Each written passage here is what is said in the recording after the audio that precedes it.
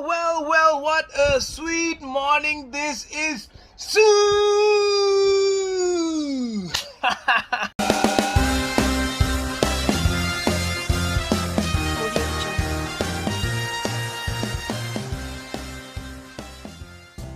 Arsenal fans, I have been receiving a lot of banter saying that we have the best keeper currently who's supposed to be England's number one, and you have the best midfielder, two young forwards who can seal the game, and Thomas Partey with his Partey moves and stuff.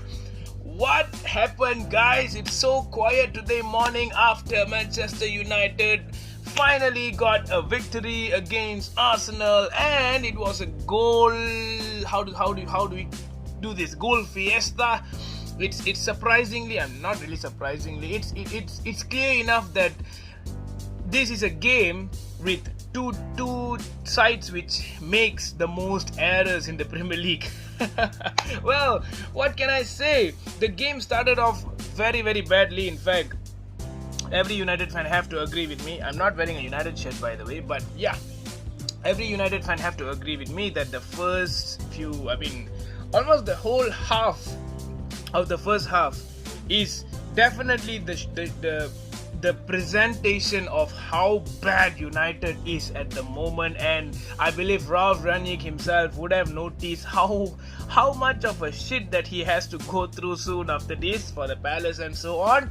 And the second half just became like to show how much spirit, how much of a charisma, and how good is a home game important to Manchester United after that victory. It's a whole rounder of a performance. The first half, let's just go through some summaries of what really happened. So the first half was totally all Fred made a lot of mistakes, and then he went on to step on De Gea's foot, which caused Smith Rowe to score from an open goal. It was a goal, and I was very surprised. Even I would have been very surprised if the goal was not given. Well, in fact, it was given, so kudos to the refs and the officials to do that. And then Arsenal took the lead. In fact, they deserve the lead. They have been pressing, they have been holding the ball, trying to attack. Aubameyang had one chance which he should have buried. And then came in the game changer right before we move into halftime. Bruno Fernandes, he got set up by who? The guy who made the first goal. Again, tried to redeem himself to assist to Bruno Fernandes, who's just tapped in after how many months of not scoring. Bruno Fernandes is back in the score sheet. I believe this is his 100th goal. Alright, so Bruno nets in, and then it went on to the break of 1-1, and I was thinking, oh god, it's fine if we are going to just draw, it's fine. But second half came in, and Arsenal had a brilliant header by Gabriel and a tremendous save by David De Gea. That's the reason why David De Gea is still our number one, right? That kind of saves that he actually kept us in the game. And right after that, SIUUU came into action in the 51st minute. A brilliant tap-in, not really brilliant, it's an easy tap-in. Arsenal could have dealt with it easier, but the goal went in. A cross coming in from Marcus Rashford, I believe, and Ronaldo just had to tap into the box, tap into the goal, and then we are now in the lead. Just as we were about to be confident that we can win this game, we went on to concede the second goal, and Martin Odegaard, Gabriel Martinelli, a ball from Thomas Partey. Gabriel Martinelli just crossed the ball in. It was similar to how Ronaldo's goal was conceded, just a little far, and Odegaard just had to tap in slightly, and the ball went into the net. And I was like, here we go again. It just showed how messy our defensive line is, together with the midfield line as well. And then the guy, Fred, in the first half, who was considered like he was one of his worst games. Well, it has been so many games that he has been worse. But the second half, he turned out to be beast, man. It's like the beast mode of Fred came out. He came out and he was on form. He started tackling in and he took over Telles. I don't know what was Telles doing. The left side was totally open, unmarked. Telles came in, nothing happened. Fred had to run down, run up. He was all over the pitch. Fred deserved to be that level. I believe Fred will be a very good player under Ralph Rangnick. Let's just take a look what's going to happen in the next few games. And then Fred went on into the penalty box, and our friend here, the Norwegian captain Martin Odegaard, went on to fall Fred. And Martin Atkinson was like, oh no, it's not a fall, let's carry on. Now I was like, looking back at the highlight, it's definitely a fall. And thankfully we had VAR. And VAR came out to ask Martin Atkinson to take a look, and finally the penalty was awarded. And who else but Cristiano Ronaldo netted into the back of the net to score his 801 goals.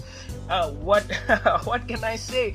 So Cristiano Ronaldo went on to score that goal, and to be honest, that performance in the second half was one of the best so far this season. The way we press, I believe at the back it was a little slow, but the way we press, the way we start winning balls, our forward counter attacks, everything was perfect in the second half compared to the first half. The first half was total domination by Arsenal. The second half, I think we came back into the game. We didn't let them to stay back, and after that, so the game finally ended 3-2, and I believe Mikel Arteta did some mess up in the substitution. He should have brought in Lacazette, but he brought in Nketiah, who is already rejecting a loan, offer from Arsenal. He brought him. I don't know what he tried to do, but Arteta just got something wrong there. And as usual, Van de Beek came in late, and then we had Jesse Lingard coming in and all these things. Well, so end of the day, after the game is over, just 1 hour after the game over, we are hearing news that Michael Carrick has left Manchester United as the caretaker. And to be very, very frank, Carrick has done a very, very good job. In fact, he is the only manager to leave the club after winning all his games. I mean, not winning, he has never lose, right? So yeah, 3 games, he has 2 wins and 1 draw. Well, that's good. And look at the teams that we played. We played on form Arsenal, Chelsea, and also Atlanta, I believe, right? Is it Atlanta? Villarreal, my bad. Yeah, so this is the thing. Alright, things are not fixed in United. There's a lot of things that have to be done, and it's gonna start from today because Rangnick is already in. It's gonna start from today, but this win takes us to close the gap between us and the top 4, right? So this is what we want. And yeah, to all Arsenal fans, have a good day.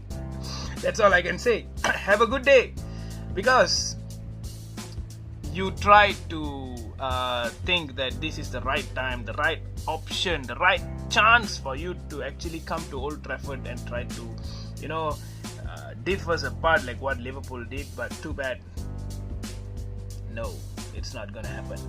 Alright, so yeah, that's the end of the game, and hopefully we will be seeing more of United, more of Arsenal coming up soon in the coming fixtures as well.